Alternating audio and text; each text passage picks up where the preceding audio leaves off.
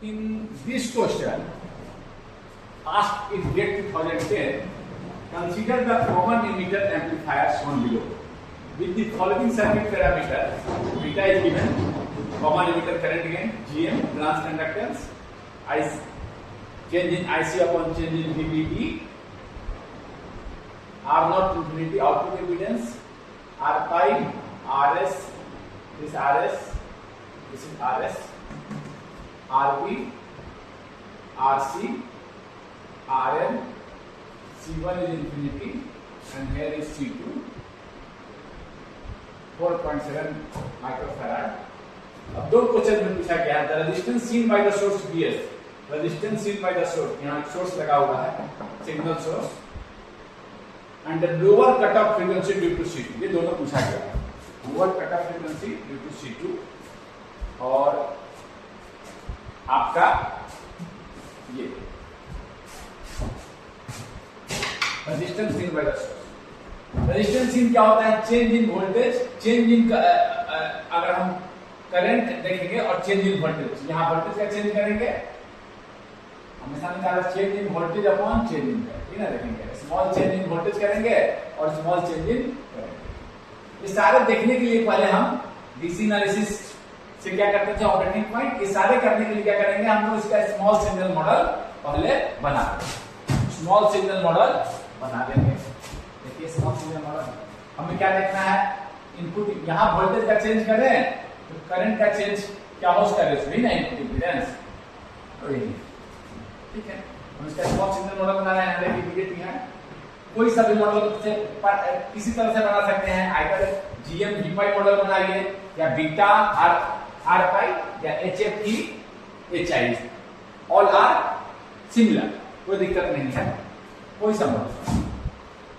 हम यहाँ रिप्रेजेंट कर रहे हैं इनपुट साइड को आर पाई से, ये था इसका इनपुट इम्पीडेंस, ये था इसका इनपुट इम्पीडेंस बीजेटी का, मैं इसका मॉडल पर इसको खींच रहा हूँ।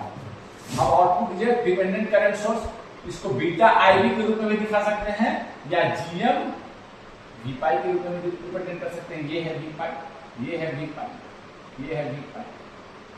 डिपेंडेंट करंट सोर्स, आइदर आप इसको डिपेंडेंट करंट सोर्स को आईवी के टर्म में दिखाइए या वोल्टेज के टर्म में दिखाइए, कोई दिक्कत नहीं। बेस इम्पीडेंस वोल्टेज को चेंज कर रहे हैं, वी पाई रिप्रेजेंट कर रहा है बेस में, कोई दिक्कत। आप बीटा आईवी से भी रिप्रेजेंट कर सकते हैं,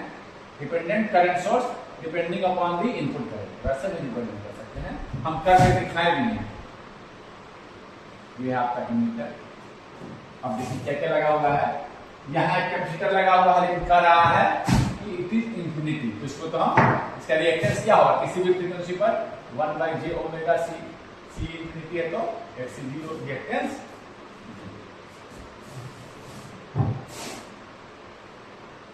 और अब यहाँ पर क्या दिखा रहा है, RS, यहाँ इनपुट वोल्टेज, ठीक है, और ये RB कहाँ चला जाएगा, ये RB डीसी ग्राउंड करेंगे तो डीसी जीरो करेंगे तो ये कहाँ ग्राउंड, डीसी जीरो, तो ये देखिए ये यहाँ पर लगा हुआ है और ये जीरो ग्राउंड यहाँ है, इसको यहाँ लगा देते हैं ग्राउंड, डीसी जीरो, ये देखिए इसको ग्राउंड करेंगे तो जीरो से कनेक्ट हो गया, जीरो मेरा यहाँ है रिफरेंस ग्राउंड, डीसी को जीरो कर दिए, शॉर्ट कर दिए, शॉर्ट यहाँ कर दिए, डीसी को शॉर्ट कर दिए, ग्राउंड कर दिए, तो ये कहाँ चला जाएगा, इसको यहाँ दिखा है, यहाँ पे एसी एनालिसिस इसको डीसी इसको ग्राउंड किए ना, इसको यहाँ दिखा है, कोई दिक्कत, यहाँ दिखा दीजिए, ये मैं आपका आरपी। अभी देखिए हम जब भी गेन निकालते थे तो कैपेसिटर को शॉर्ट मान लेते थे, हम गेन जो निकालते थे फ्रीक्वेंसी से, अगर गेन को देखें हम प्लॉट करें तो देखिए ऐसे गेन का plot, lower cut off frequency, देखिए कुछ फ्रीक्वेंसी के बाद कैपेसिटर शॉर्ट करना शुरू करेगा, depends on it's reactance, depends upon frequency, और हायर फ्रीक्वेंसी पर क्या होता है, बीजेटी के इंटरकनेक्ट के स्ट्रे कैपेसिटेंस, अनवांटेड कैपेसिटेंस जो हम लगाए नहीं है, वो गेन को डिक्रीज कराता है। ये समझ के बात को, ये यहाँ पूछ दिया है कि लोअर कट ऑफ फ्रीक्वेंसी, ये पूछ दिया। हम जब भी गेन निकालते थे लोअर अपर बोल देते हैं, बोल देते हैं हाई कट ऑफ फ्रीक्वेंसी। हम हमेशा गेन इस पे निकालते थे, इसमें क्या करते थे मान लेते थे कि ये मेरा कॉपलिंग कैपेसिटर शॉर्ट है, इसको हम लोग शॉर्ट कर देते थे। यहाँ पर यही पूछ दिया, यहाँ पर यही पूछ दिया कि फ्रीक्वेंसी बता दो, ये फ्रीक्वेंसी बता दो डिफरेंट डीसी, ठीक है ना, कोई दिक्कत नहीं है। ये लोअर कट ऑफ फ्रीक्वेंसी पूछ दिया, इसके चलते ये रिस्पांस क्यों आता है, due to coupling capacitor, coupling और बाईपास कैपेसिटर। यहाँ मैं ये बताते चलूं, ये क्योंकि कुछ फ्रीक्वेंसी पर देखिए शॉर्ट होगा, 0 फ्रीक्वेंसी है, ये तो चलो इनफिनाइट दे दिया, कोई दिक्कत नहीं है, ये तो कम ही फ्रीक्वेंसी पर शॉर्ट हो गया। ये देखिए फ्रीक्वेंसी बढ़ाते जाएगा, इसका रिएक्टेंस घटता जाएगा, at a certain frequency it will almost short, almost 0, वही ये देखा, समझ गए बात। उसके बाद सारा का सारा इनपुट आउटपुट, ये एकदम शॉर्ट हो गया। यहाँ का जो वोल्टेज है वही आपको लोड पर दिखाएगा, यहाँ पर जो वोल्टेज यहाँ है वही लोड पर, समझ गए ना बात को। ये कपलिंग कैपेसिटर और बाईपास कैपेसिटर का ये रिस्पांस है। हमेशा मैं इस रेंज में क्या करता था, इस रेंज में वोल्टेज को आपको इस रेंज में क्या करता था, कैपेसिटर को शॉर्ट मान लेता था, ना इसका इफेक्ट है ना इसका इफेक्ट है। इसका इफेक्ट कब आएगा, very high frequency stray capacitor जो कभी लगाए नहीं है, that is very small but it is present in interconnect wire has some capacitance, BJT has capacitance, has internal capacitance, उसकी चर्चा हम लोग करेंगे। लेकिन ये बात ये पूछ दिया, ठीक है ना, तो मैं दिखा देता हूं उस कैपेसिटर को, पूछा है, इसको भी शॉर्ट नहीं मान रहे हैं, इसका इफेक्ट है। और एक सेकेंड, यहां पर आपका है आरसी ग्राउंड से, आरसी ग्राउंड, और कैपेसिटर और ऐसा सारे ग्राउंड को एक साथ भी कर सकते हैं, ये भी ग्राउंड है, इधर भी ग्राउंड है, आप चाहे तो सारे को एक साथ जोड़ सकते हैं, सारे ग्राउंड, कोई दिक्कत नहीं, समझ गए इस बात को। ये अब पूछ रहा है इनपुट इंपीडेंस, यहां पर देखिए ये मेरा वोल्टेज सोर्स है, इसको 20 पिन से दिखा देता हूं, this is voltage source. Incremental voltage को चलो पोलैरिटी भी मार्क कर दे रहे हैं, दिस इज इंक्रीमेंटल राइज और positive cycle of the input, positive cycle current ऐसे रहेगा या इंक्रीमेंटल राइज, ऐसे समझ सकते हैं, कोई दिक्कत नहीं। इंक्रीमेंटल राइज कोई दिक्कत नहीं है, इसको इनपुट है मेरा, ये इस पर ये डिपेंड कर रहा है, कोई दिक्कत नहीं है। अब इनपुट इंपीडेंस पूछ दिया, change in V, small change in V है इनपुट इंपीडेंस मेरा वी इन अपॉन, ये इंक्रीमेंटल वोल्टेज है, अपॉन आई, ठीक ना है, R1। यहां पर देखिए, यहां से देखते तो R का होता है इनपुट इंपीडेंस, लेकिन क्या कर रहा है, यहां से हम निकाल रहे हैं, यहां से ना निकाल रहे हैं, सब कुछ है, सारा इनपुट करना है, तो क्या होगा, V अपॉन I क्या होगा, जो इसका इक्विवेलेंट रेजिस्टेंस है वही ना आएगा, तो क्या आएगा, जो ये दोनों पैरेलल में है और ये सीरीज में है, यानी क्या आएगा, ये इक्विवेलेंट रेजिस्टेंस, यहां से देख रहे हैं इक्विवेलेंट रेजिस्टेंस, इसका क्या होगा, बस इक्विवेलेंट रेजिस्टेंस देख लीजिए, वही V बाय I होगा, इक्विवेलेंट रेजिस्टेंस, ये दोनों पैरेलल में है, RB पैरेलल R5, ये दोनों पैरेलल प्लस ये सीरीज में है, ये दोनों पैरेलल के साथ ये सीरीज में है, ये देखिए दोनों पैरेलल को जोड़ दिए, पैरेलल का इक्विवेलेंट निकाल लिए, फिर सीरीज ये RS, ये होगा इनपुट इंपीडेंस। RB कितना दे रखा है, 93 किलो ओम, पैरेलल R5 कितना दे रखा है, 259 ओम, प्लस RS कितना दे रखा है, बहुत ही सिंपल क्वेश्चन है, R सीरीज दे रखा है आपका, R सीरीज दे रखा है 1 किलो ओम। अब देखिए एक बड़ा रेजिस्टेंस, बहुत बड़ा रेजिस्टेंस 93 किलो ओम, इसके रिस्पेक्ट केवल ओम में है 93, एक बड़े रेजिस्टेंस और एक छोटे रेजिस्टेंस को जब हम पैरेलल कॉम्बिनेशन निकालेंगे तो लगभग छोटे के बराबर होता है, देख भी सकते हैं 93 किलो ओम इनटू पैरेलल निकाल रहे हैं उसका 259 अपॉन 93 किलो ओम प्लस 259, 259 की तुलना में ये काफी बड़ा है, 259 93 किलो में है, काफी बड़ा, इसको नेगलेक्ट करते हैं इसकी तुलना में, 259 आप एग्जैक्ट पैरेलल निकाल भी सकते हैं, बट निकालने की लगभग कितना समझ गए बात को ना। एक बहुत बड़ा रेजिस्टेंस एक छोटे रेजिस्टेंस के साथ सीरीज पैरेलल में है, तो पैरेलल इक्विवेलेंट कितना आता है, छोटे के बराबर, तो लगभग हो जाएगा 259 प्लस 1 किलो 1000, दिखा रखा आपका, मेरा आया 1200 मैं सीधे निकाल दिया, कहाँ है कहीं, आप चाहते तो इसका एग्जैक्ट पैरेलल निकालते हैं, बट निकालने की आवश्यकता नहीं है क्योंकि ये लगभग 259 के बराबर ही आएगा। इसका 58 आया हुआ, 1258 लिखा है, एक 2 ओम का ज्यादा नहीं, फ्रैक्शन में अंतर आएगा। तो ये आपका हम लोगों ने इनपुट इम्पीडेंस निकाल लिया। कोई दिक्कत? इसको नोट डाउन कर लीजिए, नोट डाउन कीजिए।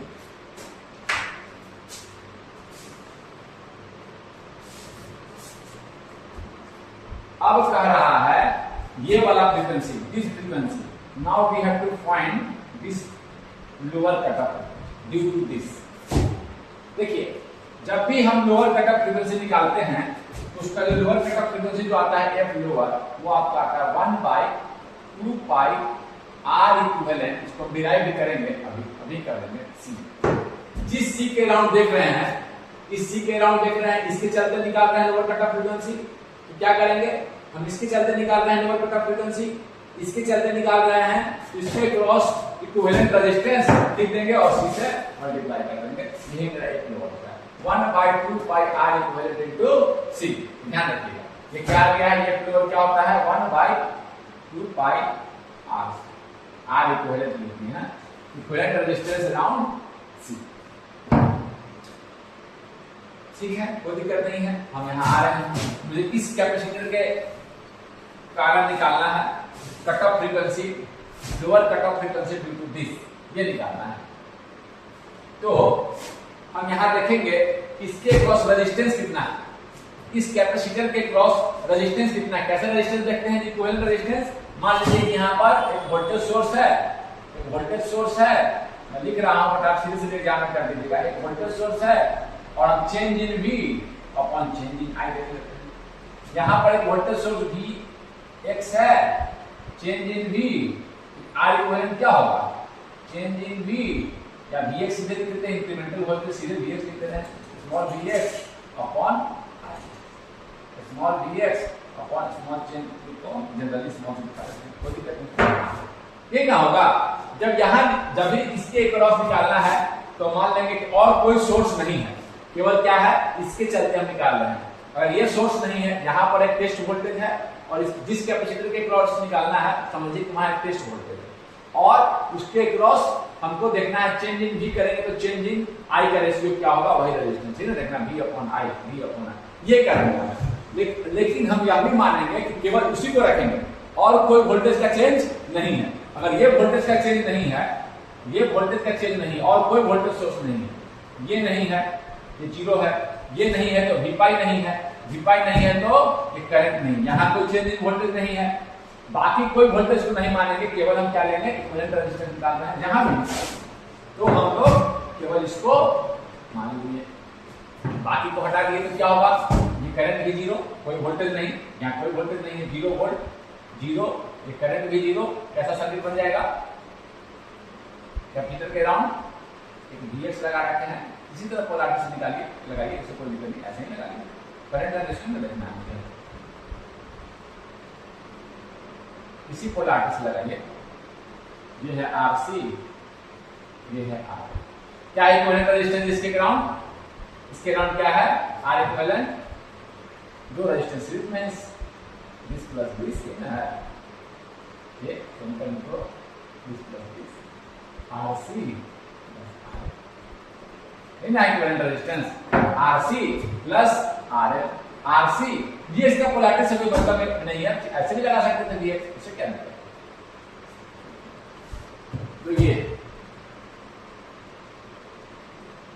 Vx अपॉन करंट का रेशियो R इक्विवेलेंट मुझे देख लेना है। इसके इस वोल्टेज सोर्स, अगर ऐसे वोल्टेज सोर्स मान लीजिए आप 20 लगा देते हैं, कोई भी सोर्स लगाइए, इसका इसके क्रॉस रेजिस्टेंस क्या है, 20 प्लस 20 सीरीज में है, ये तो है यहाँ पर सारा ग्राउंड को एक साथ भी समझ सकते हैं, कोई दिक्कत नहीं है,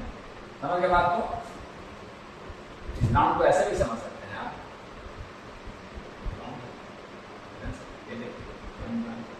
कोई दिक्कत। तो ये हो गया आपका, फिर क्या आ जाएगा 1/2 पाई इक्विवेलेंट रेजिस्टेंस कैसे निकालते हैं देखने के लिए अब आप ज्ञान रहेगा सीधे सीधे निकाल दीजिएगा। ये करने की आपको जरूरत क्या है, हाँ यहाँ कैपेसिटर लगा हुआ है ना, चलो दोनों सीरीज में हो जाएगा, ये हट जाएगा, यहाँ वोल्टेज सोर्स हो जाएगा, तो यही दोनों का इक्विवेलेंट रेजिस्टेंस हो जाएगा। पूरा स्टेप से लेकर दिखाता हूँ, बट एग्जाम में तो आप खुद देखते हैं कि हाँ ऐसे ये कोई दिक्कत नहीं। आर इक्विवेलेंट आपका हो गया आरसी प्लस आरएल, आरसी दे रखा है, आरसी प्लस आरएल देख लेता हूं इनटू सी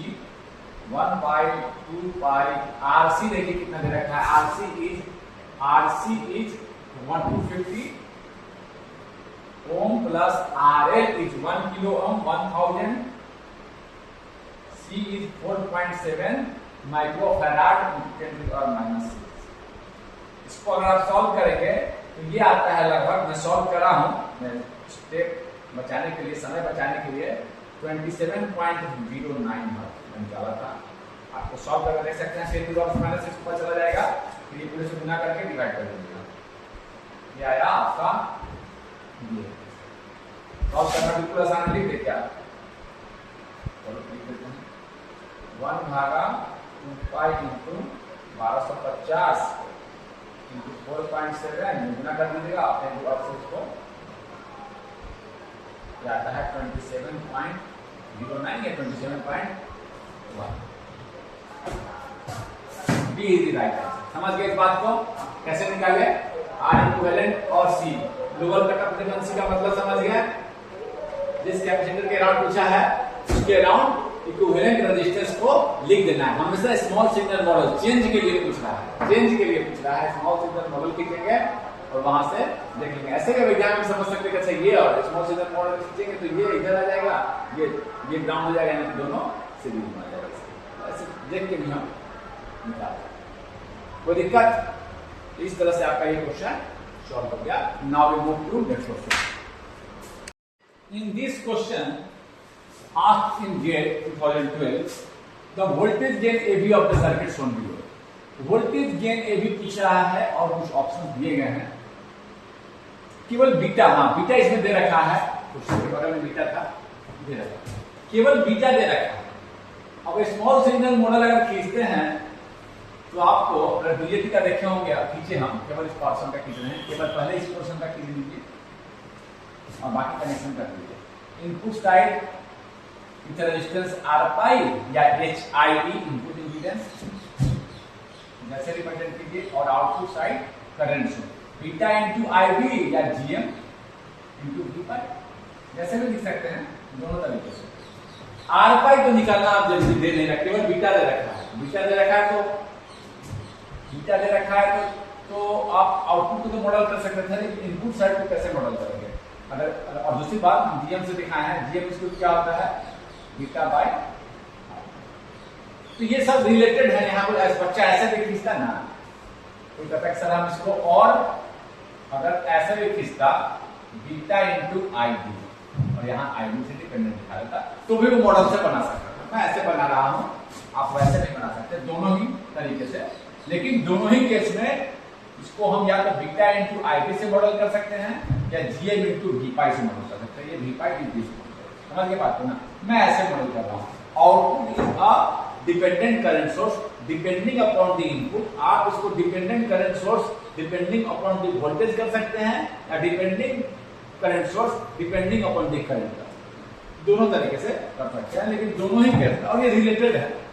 GM इज करके बीटा बाय अल्फा डिराइव किया था ना, डिराइव क्या करना है इसको सब बोल दे। डिराइव करके IC बाय VT होता है और आपका IC बाय IB होता है, और ये R पाई क्या होता है VT बाय IB कर जाएगा, IC बाय VT आ जाएगा, तो GM सब रिलेटेड है। समझ बात को ना, कैसे चर्चा नहीं करना चाह रहा था, बस बता दिखा दिया आपको। क्वेश्चन बहुत ही इजी है, समझ गए रिलेटेड है। तो मैं इसको ऐसे मॉडल किया हूं, समझ गए बात को, ऐसे मॉडल कर रहा हूं, लेकिन इनपुट साइड दे नहीं रखा है। आर पाई दे दिया होता तो हम आसानी से इस मॉडल के होते, नहीं दे रखा है। तो जब भी हम नहीं दे रखा है तो क्या करेंगे, GM भी नहीं दे रखा है, GM दे रखा होता तो हम निकाल लेते हैं। GM दे रखा होता, केवल एक ही दे रखा है, जीएम दिया होता तो हम लोग कर देते हैं, बीटा पाई आर पाई कर देते हैं और आर पाई निकाल लेते हैं। जीएम भी नहीं दे रखा है, जब एक ही केवल दे रखा है और कुछ दिया नहीं है तो पहले क्या करेंगे, डीसी एनालिसिस करके आर पाई निकाल लेंगे। आर पाई क्या होता है, आर पाई इक्वल टू होता है आपका अगर ऐसे देखें तो बीपीई अपॉन, इसको जब निकालते हैं तो आता है बीटी अपॉन, ऐसे निकालते हैं। क्या जीएम निकाल के निकालने कोई दिक्कत नहीं, जिस साइड का निकालना है इस दोनों में मीटर दो पीएन जंक्शन डायोड की तरह है, बेस साइड पर निकालना है तो बेस करंट से डिवाइड कीजिए थर्मल वोल्टेज को, और आपको इमीटर साइड में निकालना है थर्मल इक्विवेलेंट वोल्टेज को इमीटर कर दीजिए, कोई दिक्कत नहीं। तो पहले हम डीसी एनालिसिस कर ले ताकि हम आर पाई निकाल लें, हाँ करना पड़ेगा और कुछ चारा है नहीं, कर रहे हैं यहां से करते हुए चले जाए 13.7 अप्लाइड TVL हमेशा बेस साइड एक ही वोल्टेज सोर्स से बाइसिंग क्या है, डीसी एनालिसिस के समय कैपेसिटर को क्या मान लेते हैं ओपन, कैपेसिटर को क्या मान लेते हैं open, so no current in this branch, ऐसे ऐसे 13.7 माइनस ये देखिए कितना करंट जा रहा है इसमें,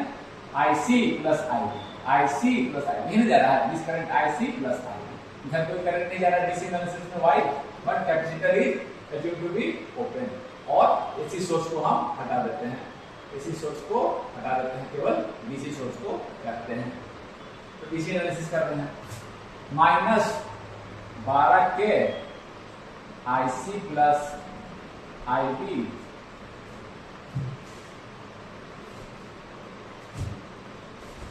माइनस इधर कौन सा जा रहा है IB इंटू 100 के minus base emitter voltage 0.7 is equal to, कोई दिक्कत। अब देखिए मुझे क्या निकालना है, मैं निकाल लूँ कोई करंट IB निकाल लेता हूँ, IC को रिप्लेस कर दूँ, IC equal to beta IB, तो ये आ जाएगा बीटा IB 13.7 में से घटा देते हैं 13 हो जाएगा 13 कर दिए माइनस 12 के IC प्लस IB को बीटा IB लिख देते हैं, और बीटा क्या है 100, IB कॉमन निकाल लेते हैं, IB कॉमन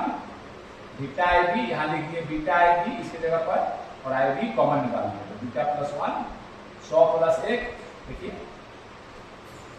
इसको लिखिए बीटा IB और IB को कॉमन निकाल, तो दिक्कत नहीं है, स्टेप को नहीं लिख रहे हैं, IB कॉमन निकालेंगे तो बीटा प्लस 1, बीटा में कितना है 100, 100 प्लस 1 101 माइनस IB 100 के बस IB को एक साइड कर देते हैं, उधर कर देते हैं IB को, IB वाले को IB इंटू 12 के इंटू 101 प्लस 100 के 13 IB 12 को 100 से गुना कर दीजिए, 12 इंटू 101 के 10 की पावर क्यू प्लस 100 के जोड़ दीजिए, इसको जब डिवाइड करते हैं हम डिवाइड कर लीजिएगा, ये लगभग आता है, सॉल्व कर लीजिएगा IB को 0.01 मिलियन। मैं सॉल्व कर रखा हूं, मैं डायरेक्ट लिख दिया हूं समय बचाने के लिए, आप देख लीजिएगा 0.01 मिलियन एम्पियर ये आता है, कितना आता है 0.01 मिलियन एम्पियर, इसको सॉल्व करिएगा, ये कितना हो जाएगा 12 इंटू से करेंगे तो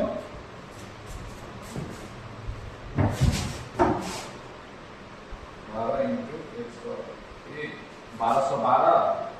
प्लस 100 1312 सॉल्व कर लीजिएगा, मैं इसको स्टेप और ले लेता हूँ IB into 1312 is equal to 13 के में है 10 के बाद क्यों गुना कर देते हैं, IB इसका कितना हो जाएगा 13 भागा 1312 फिर माइनस 3 ऊपर है तो माइनस 3 ऊपर चला जाएगा 1300 लगभग 1312 क्या लगभग 1301 तो दिक्कत 1312 कोई दिक्कत नहीं है, हम निकाल लिए IB आईवी निकाल लिए, तो चाहे तो हम आर पाई निकाल सकते हैं।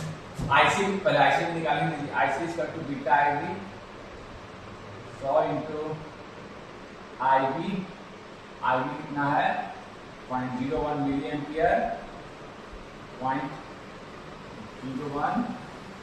मिली में है, कम शॉर्ट हो गई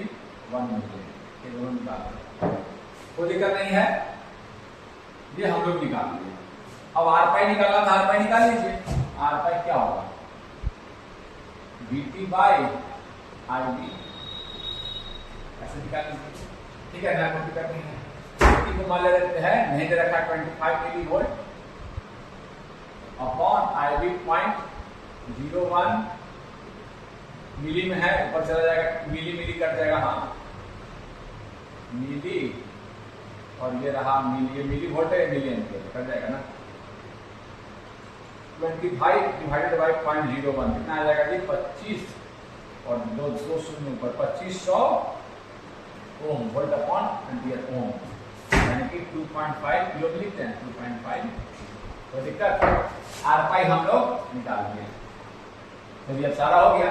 हाँ चलो, अगर जीएम मॉडल से कर रहे हैं तो जीएम कैसे भी निकालिए, आईसी निकालिए तो ऐसे भी निकाल सकते हैं, आईसी बाई बीटी, या आप क्या कर सकते हैं GM is equal to beta by R pi, जो निकालिए दोनों सेम ही चीज, जो यूज करना है आपको करिए। मैं ऐसे निकाल दिया, हम ऐसे कर लूं, आईसी या बीटा भी दे रखा उससे भी कर सकते हैं, इसी से करिए 1 milli ampere upon BT, BT कितना है 25 मिली वोल्ट, 1 भागा 25 कितना आएगा जी 0.04, 1 भागा 25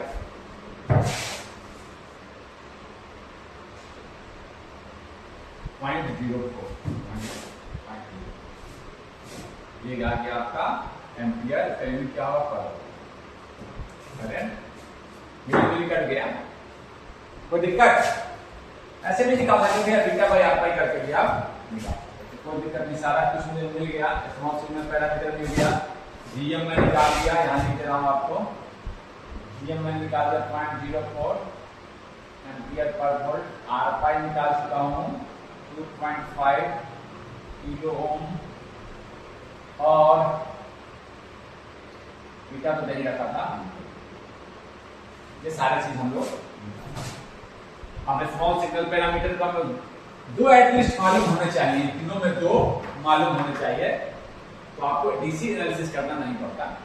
समझ के बात हो ना, एक ही दे रखा था केवल बीटा। अब देखिए क्या करना है, यहाँ पर हमको गेन निकालना है, ये तो ग्राउंड हो जाएगा 13.7 वाला, इसको ग्राउंड कर दिए,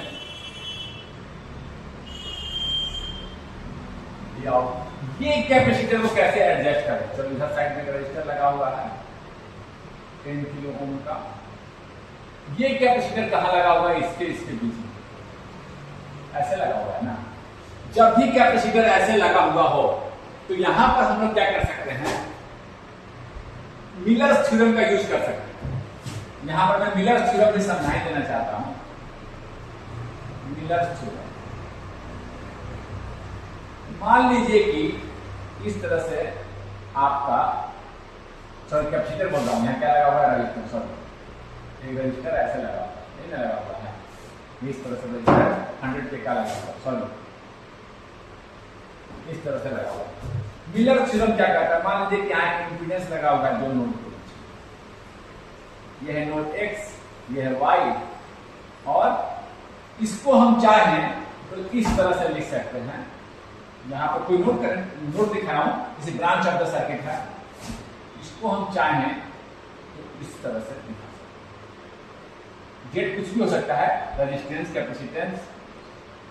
जेड से रिप्रेजेंट कर सकता हूं, जेड 1, ऐसे दो पार्ट में इसको हम ब्रेक कर सकते हैं,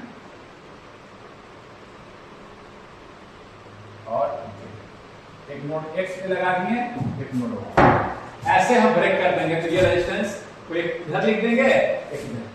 इधर देखिए, जहां x पे लगा हुआ ये अगर x है यहां लगा देंगे, y है तो यहां ग्राउंड को, देखिए इस तरह से उस नोड और ग्राउंड, उस नोड और ग्राउंड ऐसे लिख सकते हैं। अगर ऐसे लिख दिए तो वैल्यू क्या होगा Z1 Z2 का, देखिए निकालते हैं, अगर दोनों इक्विवेलेंट है तो जो करंट ऐसे जा रहा है वही करंट इसमें फ्लो करना चाहिए, जो करंट इसमें जा रहा है वही करंट इसमें फ्लो। दो पार्ट में तो केवल लिखे हैं, लेकिन जो करंट इसमें फ्लो कर रहा है वही इसमें फ्लो करना चाहिए अगर इक्विवेलेंट है तब। ऐसे अगर हम लिखते हैं मिलर थ्योरम को हम प्रूव कर रहे हैं, ये इसका पार्ट नहीं है, चाहे तो डायरेक्ट लगा देते हैं, बट हम इसको यहाँ इंक्लूड करेंगे। ये करंट फ्लो कर रहा है, इसी को दो पार्ट में लिखिए, जो करंट इसमें फ्लो कर रहा है वही इसमें फ्लो करना चाहिए, वही इसमें फ्लो करना चाहिए। चलिए मैं Z1 को लिखता हूं, और Z1 का वैल्यू क्या होगा, करंट क्या है जी, Vx minus Vy upon Z is equal to, ये करंट और ये करंट बराबर है, इसी का इक्विवेलेंट यहाँ है, जो करंट इधर है वही इसी को मैं दो पार्ट में खींच रहा हूं। अगर ये दोनों सेम है तो सेम करंट फ्लो करेगा, इक्विवेलेंट है कहने का मतलब इक्विवेलेंट है तो सेम करंट फ्लो करेगा। Vx अपॉन Z1 को निकालना है, Z1 इधर कर दे रहा हूं, equal to Z Vx upon Vx minus Vy, और Z1 is equal to Z Vx के ऊपर से डिवाइड कर देंगे 1 अपॉन 1 माइनस Vy अपॉन, ये लिख दिया मैं Z1 को ऐसे रिप्लेस कर सकते हैं। तो Z1 क्या हो गया जी, Z1 हो गया, यही लिख देते हैं, Z1 हो गया Z into 1 upon 1 minus gain, ये भी गेन, y अपॉन x, इस ब्रांच में कोई गेन है, आउटपुट अपॉन इनपुट जो कि गेन होता है बिटवीन दिस टू टर्मिनल, ठीक ना, Vy upon Vx, voltage at y upon voltage upon x, क्या दे रहा है, गेन, आउटपुट इनपुट, आउटपुट जो इस दोनों नोड के बीच में जो गेन है उससे डिवाइड कर देंगे तो Z1 हमको क्या रखेगा, मिलर थ्योरम हम ऐसे यूज करते हैं। तो आपको हमेशा ध्यान रखेगा जो जिसका मिलर थ्योरम यूज कर रहे हैं उसकी इम्पीडेंस का Z upon 1 minus AB, Z2 इसी तरह का Z2 को लिख के देखिए, Z2 with Z 1 upon 1 minus 1 by AB होता है। अगर गेन काफी ज्यादा है तो Z2 जो होता है वो Z के बराबर होता है लगभग, क्योंकि 1 माइनस 1 बाय AB से डिवाइड कर रहे हैं, मान लीजिए AB 100 है, क्या हो गया 0.001, काफी छोटा है, नेगलेक्ट कर दिए तो क्या हो जाएगा, ये क्या हो जाएगा 1 माइनस स्मॉल नंबर 0.01, मान लीजिए 0.99 के बराबर हो गया, तो 0.99 और 1 लगभग बराबर है, तो क्या हो गया 1 हो गया। ये लगभग AB अगर ज्यादा है तो ये लगभग Z के बराबर होता है, AB अगर ज्यादा है तो ये स्मॉल हो गया, ये लगभग 0 हो गया, 1 भागा एक लार्ज नंबर क्या होगा ऑलमोस्ट 0, ये हट गया, क्या बचा 1 बाई 1, ये 0 हो गया, 1 माइनस 0, 1 बाई 1 Z इंटू 1, ये Z2 Z के बराबर लगभग, Z2 का फॉर्मूला है Z upon 1 minus 1, Z up into 1 upon 1 minus 1 by AB, ये ध्यान रखना है कि आप इसको लिख लीजिए, मिलर थ्योरम इसको कहते हैं, मिलर थ्योरम इसे कहते हैं, we decompose the impedance into two part. तो यहां पर भी हम दो पार्ट में अगर डिकम्पोज कर दें तो क्या हो जाएगा, मेरा काम आसान है, लिख लीजिए इसको। अब क्या कर रहे हैं, डिकम्पोज कर दे रहे हैं इसको दो पार्ट में, इसको दो पार्ट में, यहां देखिए इसको डॉट से इसलिए दिखाया सकता है, क्या समझ सकते, यहां पर एक्चुअल में मैं लगा इसको दो पार्ट में कर दिया, ये और ग्राउंड है, ये ग्राउंड के बीच में यहां, और इसको भी ये और आर मिलर 2 कर दे रहा हूं, चलो मिलर एम से मिलर कुछ भी लिखिए, आर मिलर 1 कर दे रहा हूं, आर मिलर 2 हमेशा क्या बताया मैं, इस दोनों ब्रांच के बीच का गेन, यहां और यहां के बीच में गेन, जैसे वहां दिखाए थे गेन, यहां का गेन, यहां लगा हुआ था वहां का गेन, यहां देखिए ध्यान दीजिएगा, जहां लगा हुआ था उसका गेन आया था 1 Z into Z1 is equal to Z 1 minus 1 upon Vy upon Vx, ये है y, ये है समझ गए ना, Vx, ये ना था गेन, इस अपॉन जहां लगा हुआ है उसका गेन, ध्यान रखिएगा, वो ध्यान रखी चीज है। R इंटू में तो कोई दिक्कत ही नहीं है, R इंटू Z इंटू 1/1 ध्यान रखिएगा। ये लगभग गेंद चूंकि लार्ज है, गेंद इसका लार्ज है बीजेटी का, ये लगभग हमेशा जेड देगा। इसको नोट के बीच में गेंद आई है, देखिए Rm1 जेड इंटू 1 माइनस, इसको हम निकालते हैं इसका गेंद, ध्यान रखिए। चलिए हो गया, कोई दिक्कत नहीं है।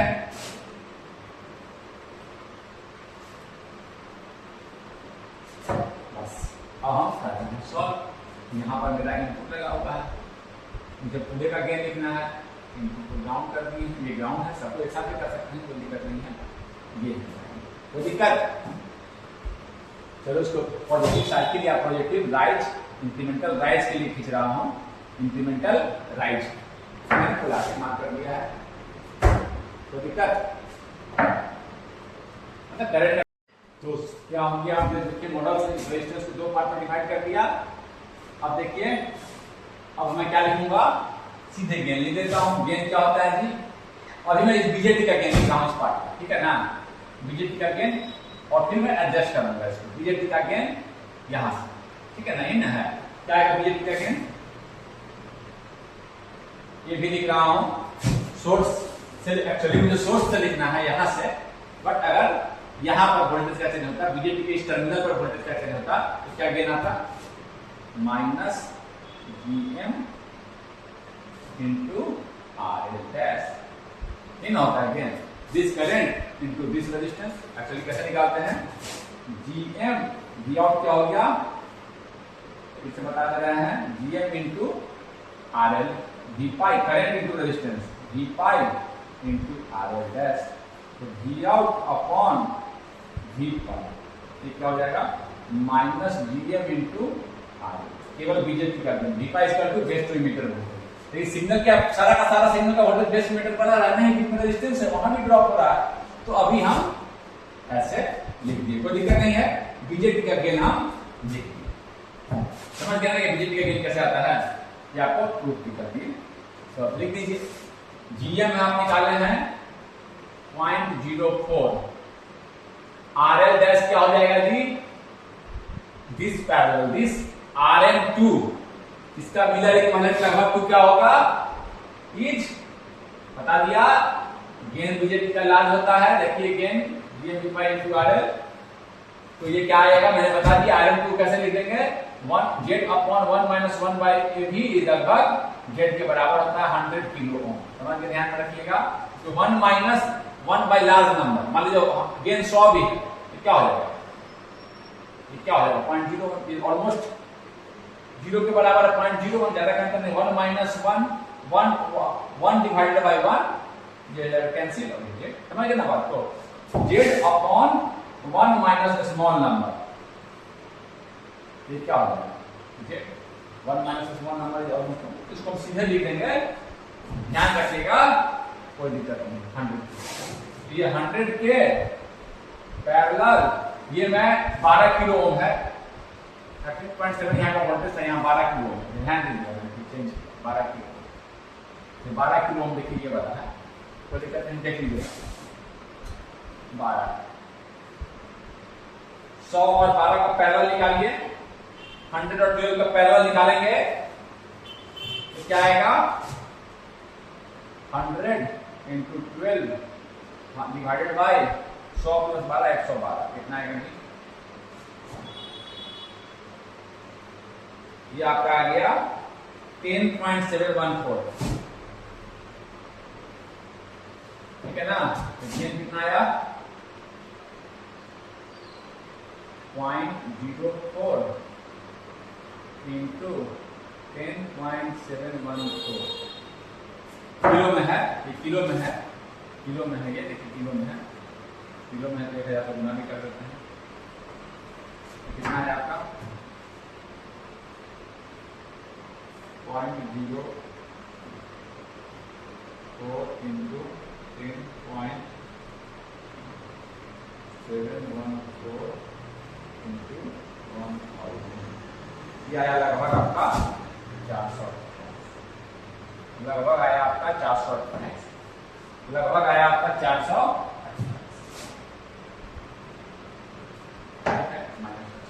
कोई दिक्कत? ये हम लोग क्या किए, निकाल। कोई दिक्कत? अब क्या करना है? अब तो कुछ करना ही नहीं है, ओवरऑल गेन लिख देना है, ओवरऑल गेन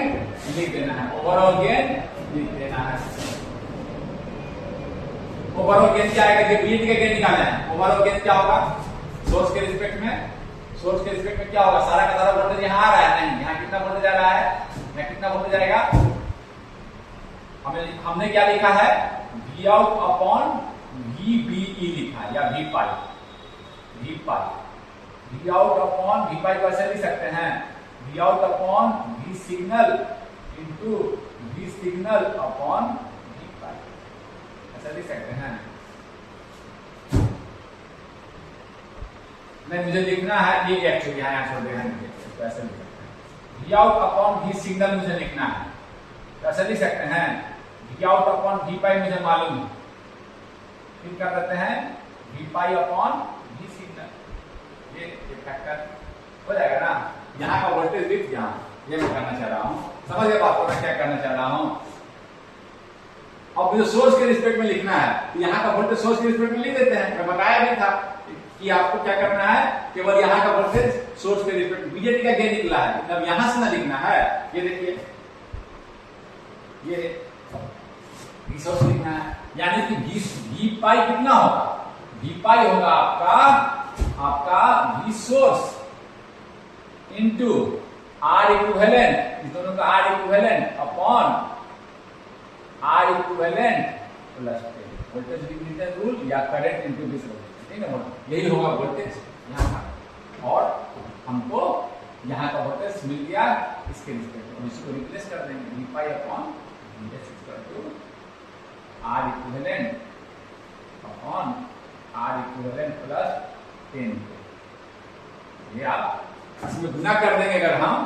ये जो गेन आया है बीजेटी के रिस्पेक्ट में आया, लेकिन यहाँ का वोल्टेज अगर यहाँ के रिस्पेक्ट में लिखे तो ये फैक्टर से अगर गुना कर देंगे, ये फैक्टर से गुना कर देंगे तो मेरा ओवरऑल गेन निकल जाएगा। जब गेन निकल गया आपको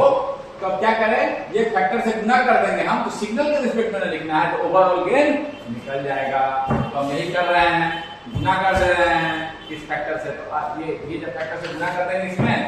इस गेन में ये फैक्टर से गुना कर देंगे, देखिए V out upon V signal, V out upon V pi मालूम है, और वी पाई अपॉन इसको लिख सकते हैं, V out upon V signal निकालना है मुझे, तो V out upon V pi into V pi upon V signal, ये मालूम है, इससे गुना कर देंगे, ये मालूम है, इससे गुना कर देंगे तो ओवरऑल गेन निकल जाएगा। तो हम यही करते हैं। अब मुझे ये फैक्टर निकाल लेते हैं, आर इक्विवेलेंट कितना आएगा ji? R pi parallel R M one, R pi तो निकालना है 2.5 किलो, आर एम वन निकालना है, आर एम वन निकाल लेते हैं। आर एम वन कितना होगा? 100 अपॉन 1 माइनस ए बी ना होगा, 100 upon Z upon 1 minus A B, कितना आ गया? 100 अपॉन 1 माइनस ए बी कितना आया है? 428। किसका गेन? किस पार्ट का गेन? देखिए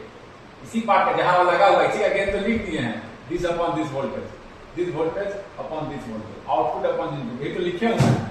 ठीक है गेन, तो यही वाला गेन हमारा काम आ गया। 1 माइनस 428 प्लस 428, 100 को 429 से डिवाइड कीजिए,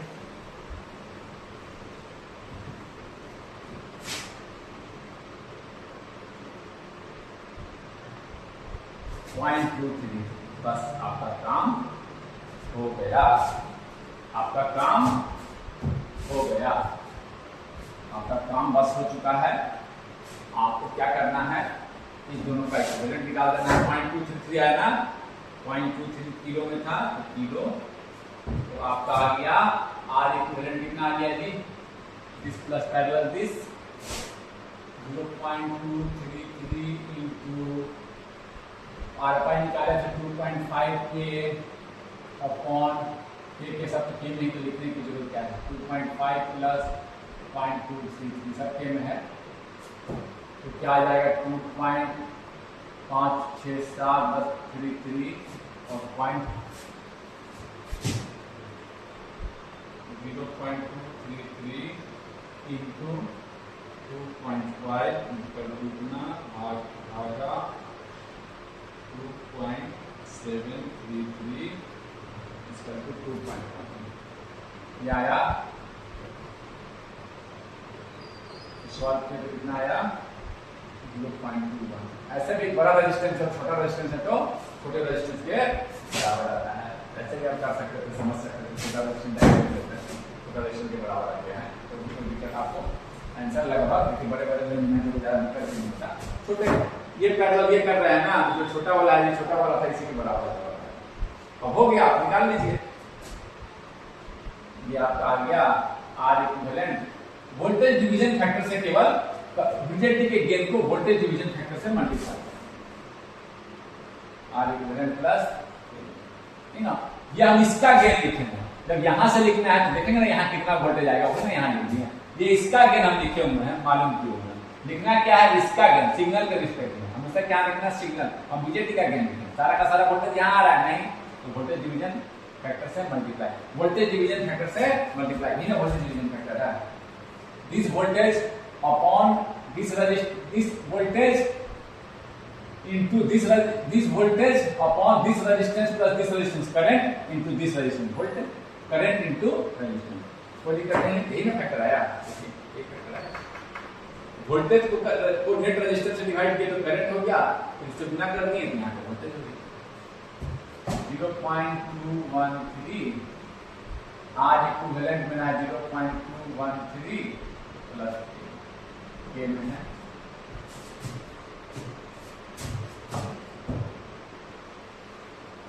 0.213 भागा 10.213।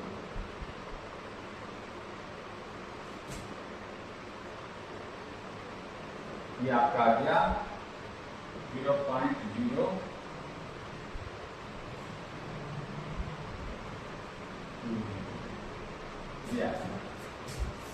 मल्टीप्लाई कर दीजिए 428। ओवरऑल गेन क्या आ गया आपका, ओवरऑल गेन क्या आ गया -428 into R equivalent bye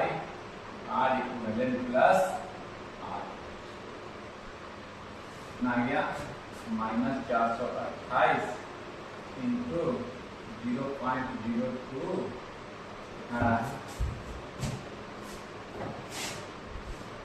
428 into 0.02 आ गया आपका 8.5 माइनस 8.5 से मल्टीप्लाई करते हैं। 428 ये गेन था, 428 ये गेन था। इससे क्या किए हम आर इक्विवेलेंट जो निकाले हम ये निकाले, ये आया तो 0.020 ओम। किलो किलो कट गया, ऊपर भी किलो था नीचे भी किलो, क्या क्या ओम में है, ये ओम मल्टीप्लाई कर दिए। मैग्नीट्यूड लगभग कितना है 9 के बराबर। आंसर कहाँ आ रहा है ये देखिए, ऑलमोस्ट कहां से आंसर चलेगा, मैग्नीट्यूड कितना है ऑलमोस्ट 9 के बराबर लगभग आंसर क्या आ रहा है। समझे बात को, क्या किए हम यहाँ का गेन जब निकालते हैं जीएम पैरामीटर से, यहाँ का गेन निकाल लिए और जब हम जीएम पैरामीटर का देखिए यूज किए हैं, यहाँ का गेन निकालिए जीएम पैरामीटर से, तो ओवरऑल गेन निकालना है तो क्या करेंगे हम वोल्टेज डिवीजन फैक्टर जहां हो रहा है उस फैक्टर से मल्टीप्लाई करेंगे। समझे बात को, फिर से इस बात को मैं समझा रहा हूं। मैंने गेन निकाला है V आउट बाय V पाई, लिखना क्या है V out by V signal, तो हम इसको V आउट बाय V पाई मुझे मालूम है, इसी में क्या करते हैं V pi upon V signal, यानी क्या हो जाएगा V पाई V out upon V signal. V pi upon V signal factor से यहाँ का वोल्टेज यहाँ से लिख देंगे, क्या होगा this voltage upon net resistance current into this resistance voltage. Voltage division rule भी इसको बोलते हैं, वोल्टेज डिवीजन रूल भी बोलते हैं। यहाँ का वोल्टेज अगर V है, यहाँ का वोल्टेज क्या होगा V upon R1 plus R2, R1 plus R2 into R2 में, राइट। यही फैक्टर से तो मल्टीप्लाई करते हैं, बीजेटी के गेन को इस फैक्टर से मल्टीप्लाई करते हैं। ध्यान रखिए मॉडल कौन सा यूज किए हैं, ये इस मॉडल में एडजस्ट करना हो तो आसानी से ऐसे वोल्टेज को ऐसे एडजस्ट कर सकते हैं। जीएम वाले मॉडल में इस तरह से वोल्टेज को एडजस्ट करना बीटा मॉडल से भी कर सकते हैं, लेकिन उसमें थोड़ा सा आपको ध्यान रखना पड़ता है, ठीक है ना। यहाँ वोल्टेज को एडजस्ट करना, वोल्टेज के टर्म में लिख रहे हैं ना, बीटा में तो करंट के टर्म में लिखते हैं, फिर करंट को एडजस्ट करना पड़ता है, ठीक है ना। आसानी से हम वोल्टेज को एडजस्ट कर सकते हैं इस मॉडल में, आसानी से हम वोल्टेज को। आप इतना चीज समझे इस क्वेश्चन से, you learn about how to decompose this resistance into two part. फिर आपने देखा कि इसका इधर वाला पार्ट जो होगा वो ऑलमोस्ट इसके बराबर होगा। इधर वाला पार्ट हम क्या करेंगे, गेन लिख दिए, इसका गेन लिखें, इसका गेन। इधर वाले पार्ट को क्या करना है, नेट रेजिस्टेंस से 1 माइनस गेन से डिवाइड कर देना है। मिलर रेजिस्टेंस निकालने के लिए आर मिलर ने निकाला, कैसे निकाला, Z अपॉन 1 माइनस के। ये भी इसका गेन जहां वो लगा हुआ था,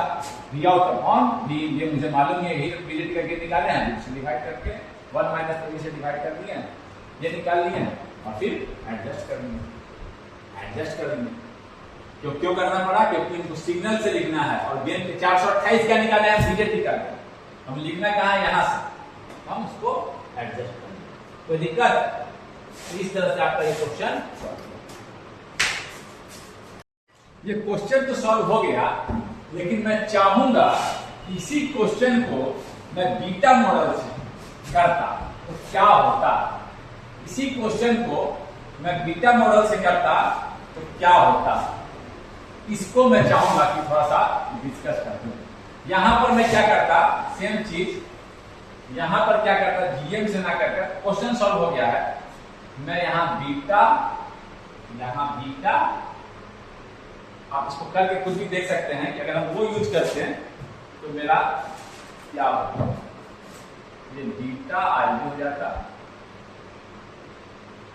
ये मेरा आईबी हो जाता,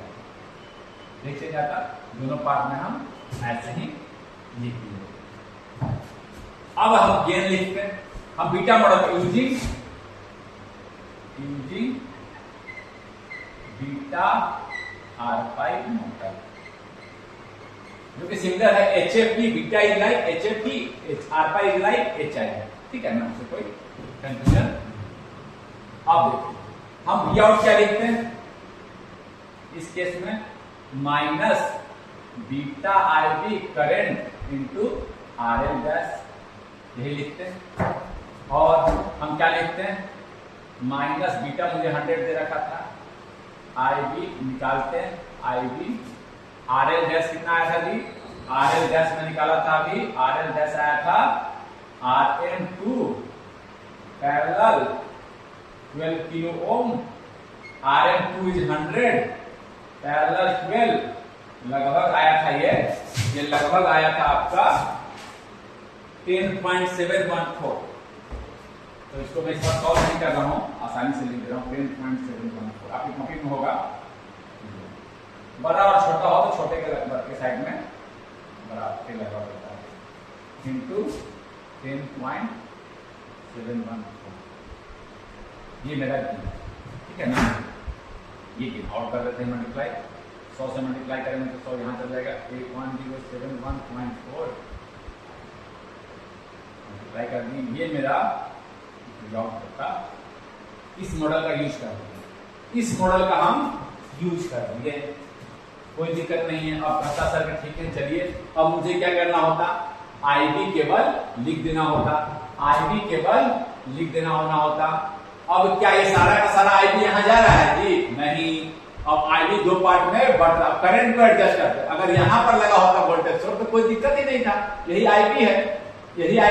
लेकिन यहाँ तो नहीं है, यहाँ पर लगा हुआ है, रजिस्टर लगा हुआ है, करंट डिवाइडिंग, जो जितना करंट आ रहा है करंट को एडजस्ट कर दीजिए, तो करंट को कैसे एडजस्ट करेंगे, तो आईडी कैसे लिखेंगे जी, हमको अगर हम गेन निकालेंगे, अभी हम गेन निकालेंगे तो क्या होगा, तो अगर हम करंट को एडजस्ट करना तो आईडी क्या आएगा जी, आईडी क्या होगा, आई जो करंट आ रहा है वो, जब से मान लीजिए आई आ रहा है वो,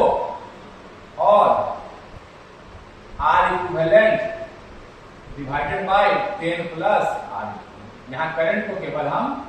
एडजस्ट कर देते हैं, करंट को केवल क्या करते हैं हम एडजस्ट कर देते हैं, जैसे वहां निकाले थे वैसे यहां करते हैं। ठीक है ना। पहले देखिए ये हो गया,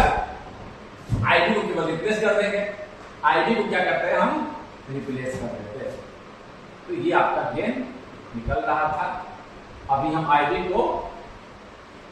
अगर रिप्लेस कर देंगे हम इससे, आईडी को हम रिप्लेस कर देंगे इस फैक्टर से, आईडी इस करके क्या हो जाएगा,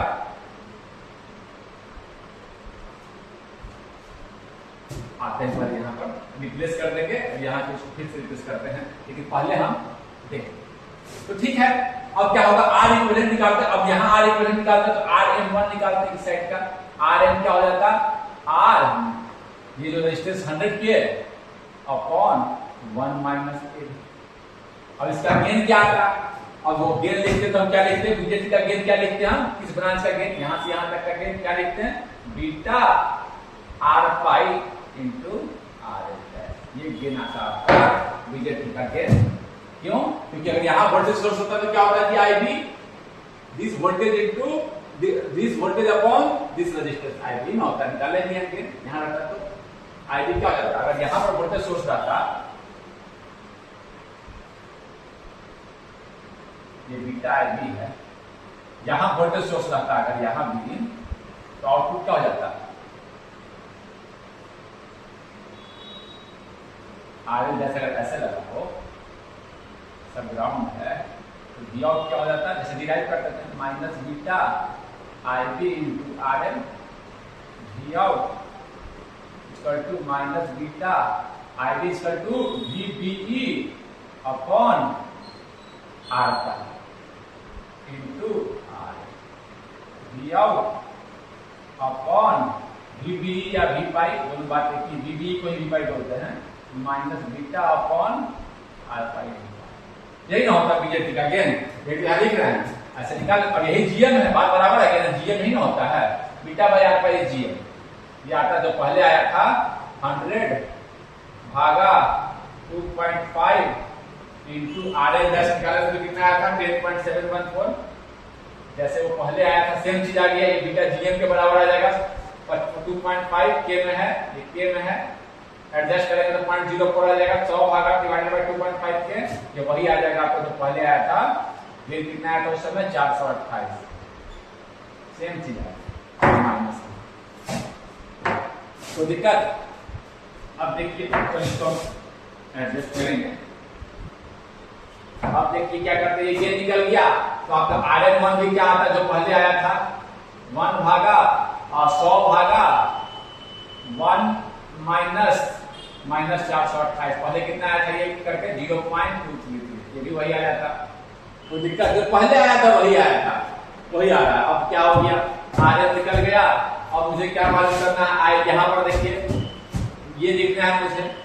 आई बी को किसके टर्म में लिख देना है, ये मेरा गेन है, तो आई बी को टर्म में लिख दें, आई बी इसका क्या होगा जी, आई बी इसका क्या होगा, V अपॉन ये नेट आर इक्विवेलेंट प्लस 10 के, ये करंट आ रहा है, करंट डिवीजन इंटू इधर का करंट लिखना है, आईबी ही ना है, आईबी को लिख देना है opposite branch resistance upon R M 1 plus R, ये है करंट, है ना, मुद्दा मेरा था करंट इंटू रेजिस्टेंस। यहां से डाल देंगे, इधर सिग्नल है, बी इनपुट है, इसको एडजस्ट कर देंगे, आपका सारा आईपी आ जाएगा आपका वी इन आर इक्विवेलेंट, जैसे पहले आया था आर इक्विवेलेंट से कितना आया था मेरा पहले केस में 0.213, दिस पैरेलल दिस जैसे पहले आया था 0.213 प्लस 10 के भी के में है plus into R M 1 R sorry opposite branch resistance R M 1 कितना था 0.233 upon R M 1 0.233 plus R pi कितना था 2.5, कितना आएगा जी I B V in upon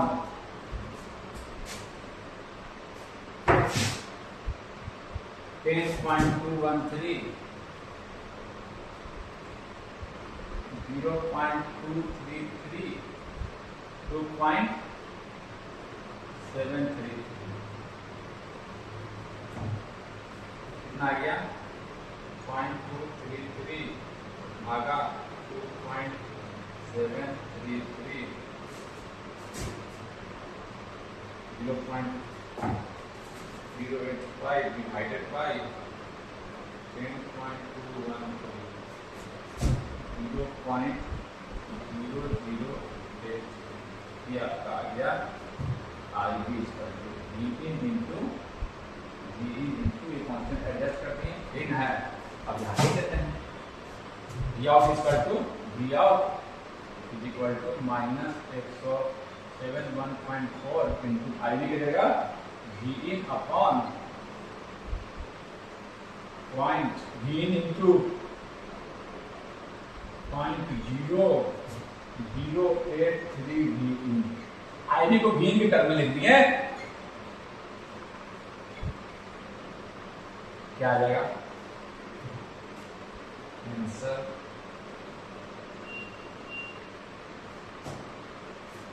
1.4 into 0.0083 देखिए बराबर आया थोड़ा बहुत जो आया होगा वो एडजस्टमेंट करने में आया होगा लगभग समझ गया ना आपको उससे भी किए तो दिस आईबी को क्या करना है इनपुट के टर्म में लिख देना है आईबी को क्या करना है इनपुट टर्म लिखेंगे तो कैसे लिखेंगे VIN डिवाइडेड बाय ये करंट लिख देंगे VIN divided by net resistance is the current और आईबी क्या होगा नेट कमिंग करंट आईबी क्या होगा आईबी क्या किए हम I into opposite branch resistance in IB है RM1 upon RM1 plus R5 यानी आईबी हो गया ये और V क्या था I of V upon R equivalent plus NP ठीक है ना सब कुछ मालूम था हम इसके जगह ये रख दिए इसकी जगह ये रख दिए समझे बात को ऐसे ही डिजाइन भी नहीं किए डिजाइन डेरिवेशन भी ऐसा ही होता है बीटा के टर्म में ये करंट इनटू रेजिस्टेंस और आईबी को लिख दिए क्या हो गया जब यहां लगा था तब बीजेटी के रिस्पेक्ट में बेस मीटर का change upon V pi upon R pi IB equal to V pi upon R pi लेकिन सारा का सारा करंट नहीं आ रहा है तो क्या किए हम इसको करंट डिवीजन रूल से एडजस्ट कर दिए करंट डिवीजन इस तरह से हम लोगों ने दोनों ही तरीके से GM मॉडल से और बीटा मॉडल से दोनों ही मॉडल से खींच दिया डिराइव कर दिया और एक्सप्रेशन को ले आया this current into this resistance IB को क्या करना है इसके टर्म में लिख देना है इनपुट के टर्म में पहले जब यहाँ वोल्टेज था बीजेटी में और बीजेटी रहता तो ये ऐसे रेजिस्टेंस ना रहता तो यहाँ वोल्टेज रहता तो कोई दिक्कत ही नहीं था IB equal to V pi upon R pi लिख देते और मेरा फार्मूला वहीं से आया था और यहाँ रहता तब हम क्या लिखते बीटा फिर से एक बार रिकॉल करा दे रहा हूं क्वेश्चन सॉल्व हो गया बीटा आईबी RL डैश और आईबी को लिख देते जब यहाँ रहता तब डायरेक्ट यहाँ वोल्टेज लगा दिए होते सब समझ के बात को यहाँ लगा दिए होते डायरेक्ट एसी सोर्स तब डायरेक्ट एसी सोर्स यहाँ लगा हुआ है सारा का सारा बेस मीटर पर कोई बीच में नहीं है अगर ऐसा होता तब कंफ्यूज मत होइएगा तब हम क्या करते हैं माइनस बीटा आईबी को लिख देते हैं V सारा का सारा वोल्टेज यहाँ लगा हुआ है V पाई या V बेस मीटर जो बोलिए V पाई बोलिए V बेस मीटर बोलिए बात बराबर है V base emitter VBE V pi upon जैसे बोलिए R पाई ये ना फार्मूला था गेन का ये बीजेटी का गेन का फार्मूला निकाले थे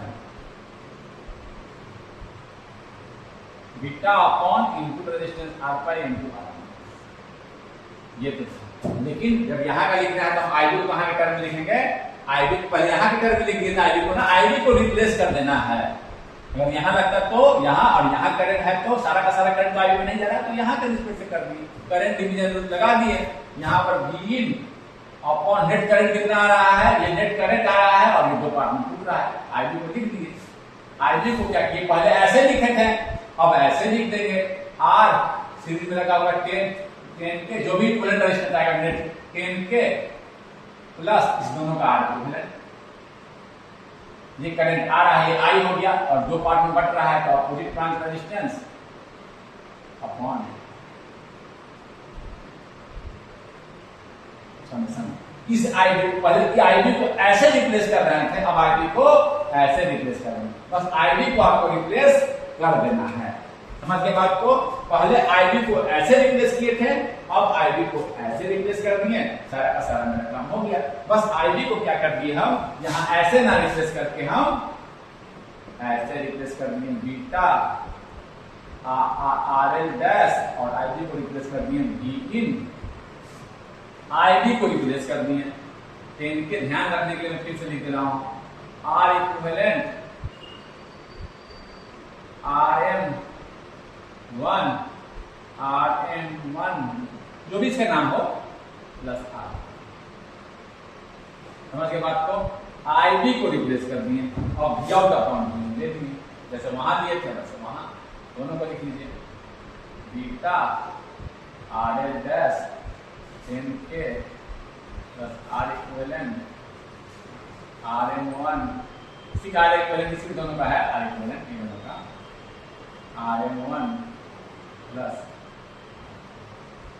ये तो किया पहले केवल एडजस्ट कर दिए थे आर पाई से, जब यहाँ का लिखना था तब केवल आपका आर पाई अब तो रहा नहीं, यहाँ से लिखना है, यहाँ से आईबी को लिख देंगे। बात बराबर पहले यहाँ लगा रखे थे, ये देखिए समझ के बाद डायरेक्ट रिप्लेस कर दिए थे। अब कैसे आईबी को रिप्लेस कर दीजिएगा ऐसे, यहाँ थोड़े वोल्टेज है यहाँ, ये तो करना। तो आप समझ के होंगे बात को, यही पर क्लास को हम